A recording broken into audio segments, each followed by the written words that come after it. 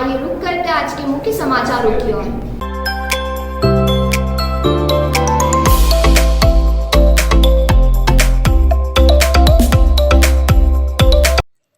उज्जैन केंद्रीय जेल में पदस्थ जेल प्रहरी रिपुदमन रघुवंशी पिछले कई वर्षों से अकाउंट का कार्य देख रहा था। उस दौरान जेल अधीक्षक की आईडी और पासवर्ड उसके पास थे। उसका मिसयूज कर रुपए अन्य के खाते में जीपीएफ के नाम से निकालकर धोखाधड़ी कर दी। 2018-19 से इस प्रकार का कार्य कर रहा था। जब से ही जेल प्रहरी रिपुदमन रघुवंशी द्वारा करोड़ों रुपए की हेराफेरी कर दी। जेल अधीक्षक उषा राजे के संज्ञान में आते ही तुरंत एफआईआर दर्ज करवाए।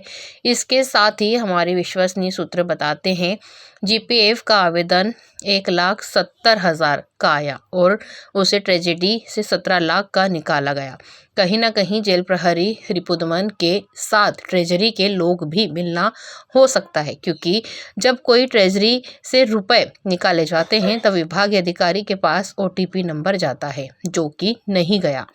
इससे साफ साबित होता है कि कहीं ना कहीं ट्रेजरी के लोग भी मिलना हो सकता है, या तो जांच के बाद ही स्पष्ट हो सकेगा। कई वरिष्ठ अधिकारी जांच में जुटे हैं। इधर जेल प्रहरी रिपुदमन रघुवंशी अपने परिवार के साथ फरार हो गया है। अब पुलिस फरार आरोपी को ढूंढने में लगी है। मैडम बताइए, यहाँ के कर्मचारियों का जीपीएफ फंड में कुछ घोटाला हुआ है, जिसमें कोषालय की भी कुछ कमी आई है। क्या है पूरा मामला? ये सन 2018-19 से ये पूर्व का मामला चला आ रहा था और अभी हमारे एक प्रहरी ने कहा, सिपाही ने, कि हमारे लिए जो अकाउंट है हमारा, उसमें पैसा हमारा नहीं दिख रहा है। तब उसकी छानबीन हुई। छानबीन जब हुई, पता चला कि उसका पैसा किसी और अकाउंट में जा रहा था। यहाँ एक सिस्टम होता है शासकीय कि जब किसी को ज़रूरत होती है अपने पार्ट फाइनल की, जीपीएफ की, डीपीएफ की, तो वो एक आवेदन देता है कि हमें इतनी ज़रूरत है।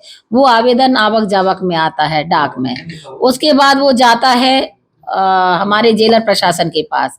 जेलर प्रशासन से आता है अधीक्षक के पास। उसको अधीक्षक मार्क करता है, जेलर प्रशासन और अधीक्षक मार्क करता।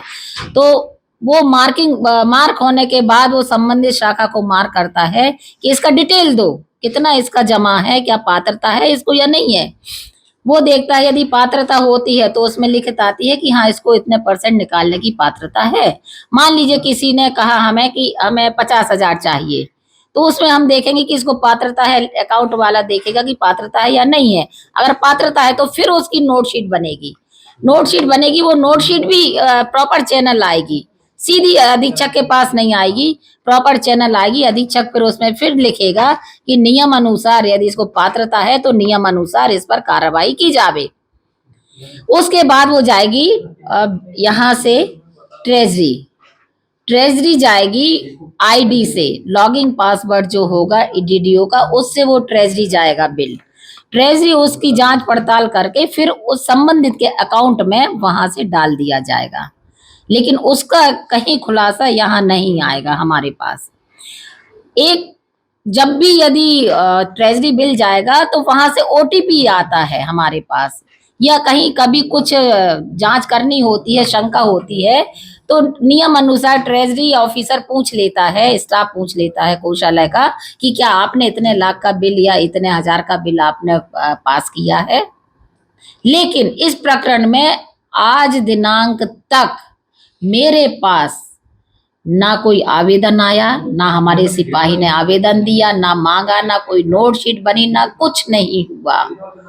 सिर्फ और सिर्फ जो पिछले साल मुझे तो आए 1 साल 4.5 जानकारी कि हमारे पास जो ट्रेजरी से एक आवेदन आया था और उनका जो भी मॉनिटरिंग का सिस्टम होगा, उस मॉनिटरिंग सिस्टम के थ्रू उन्होंने जो जानकारी की, तो लगभग पिछले 3 साल में 100 ऐसे खाते उनके द्वारा चिन्हित किए गए हैं। 100 खातों से जीपीएफ का जो राशि है वो किसी एक खाते में ट्रांसफ़र हुई और उसका फिर उससे आहरण हुआ है। और अभी अनुमानित तौर पर ये लगभग 13 करोड़ के आसपास की जो जानकारी आई है, उस पर की रिपोर्ट पर एक प्रकरण दर्ज कर लिया गया है। और पूरी जो इन्वेस्टिगेशन में हम इस पूरी प्रोसेस को समझेंगे कि ये विड्रॉल की क्या प्रक्रिया थी और विड्रॉल की प्रक्रिया में कहाँ कहाँ कमियाँ आई हो और किस तरीके से राशि आहरित की गई, उसके लिए कौन कौन जिम्मेवार है, वो पूरा इन्वेस्टिगेशन निकल के आएगा और उसके बाद में हम लोग की अगली कार्रवाई करेंगे।